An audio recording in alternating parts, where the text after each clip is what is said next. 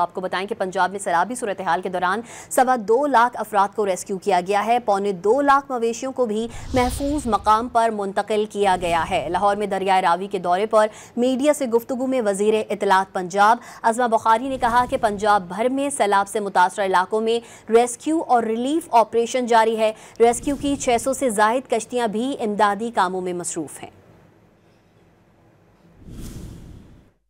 کشتیاں پورے پنجاب کے اندر اس وقت ریسکیو آپریشن میں 1122 اپنے آپریشن جو ہے وہ جاری ہے۔ اتنا تاریخی سیلاب انپریسیڈنٹڈ واٹر انٹینسٹی کے ساتھ تینوں جو چناب، راوی اور ستلج کے ریورز ہیں اس میں یہ سیلابی ریلیں فلو کر رہے ہیں۔ تقریباً 2.25 لاکھ آبادی محفوظ مقامات پر منتقل کی گئی، 2.25 لاکھ مویشی کو محفوظ مقامات کے اوپر منتقل کیا گیا۔ تخمینہ لگایا جا رہا ہے نقصان کا، لوگوں کے گھروں کا، لوگوں کے مویشیوں کا جو نقصان ہوا ہے اس کو پنجاب حکومت، وزیر اعلیٰ پنجاب نے کل اعلان کیا تھا